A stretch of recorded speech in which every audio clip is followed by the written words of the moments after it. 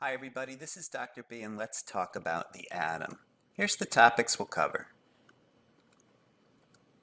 Everything is made out of atoms. They're the building block of nature. Atoms have three subatomic particles. Within this nucleus here, the center of the atom, we have protons and neutrons. Outside of the nucleus, we have the electrons. Protons and electrons have opposite charges, which means they are attracted to each other. The neutrons have no charge. Note that the electrons reside in shells outside the nucleus. We call this the Bohr model of the atom. This particular atom happens to have 8 of each. Let's give it a name. We can name this atom by counting the number of protons. We call this the atomic number. And the number of protons defines what element it is. Since this one has 8 protons, we can find it right here. This atom is an atom of oxygen with the symbol O. The number of neutrons within an atom can vary. Not all atoms of oxygen have 8 neutrons. This one happens to. You might have another one with, for example, 9 neutrons.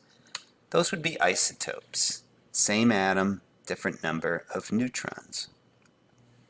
If we add up the protons plus the neutrons, we have a different term. We call that the mass number. We can summarize all this using dash notation. This particular atom has the dash notation O16. Let's see where that came from. The O came from the number of protons.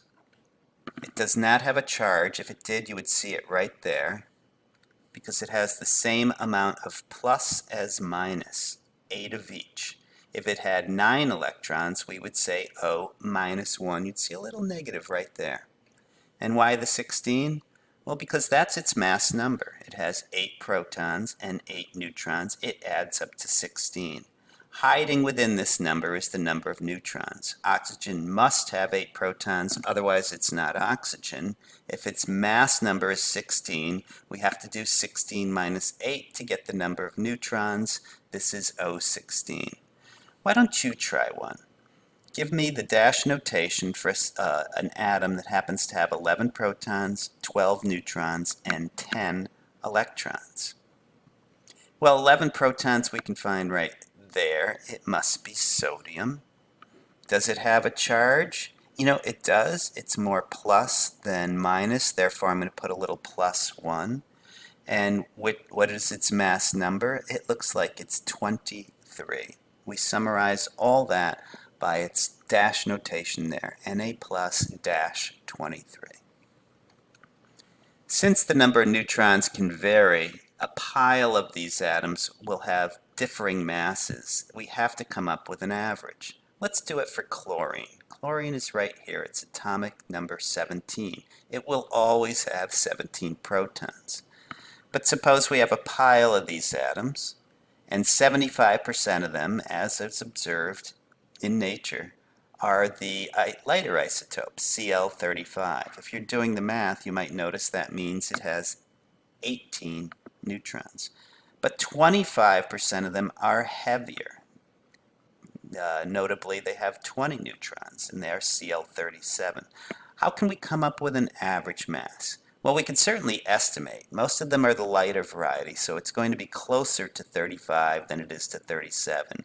In fact, it will be 75% closer to the lighter atom. I could guess right away that it's not going to be 36, it'll be 35.5.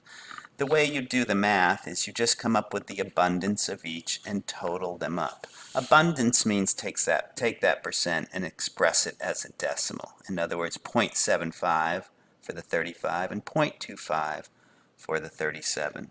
It sort of reads just like you're saying it. 75% of it is mass 35. 25% of it is mass 37.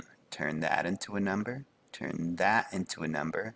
Combine the two, and you get an average atomic mass of 35.5. The unit that is oftentimes used is atomic mass units. That's an introduction to the atom.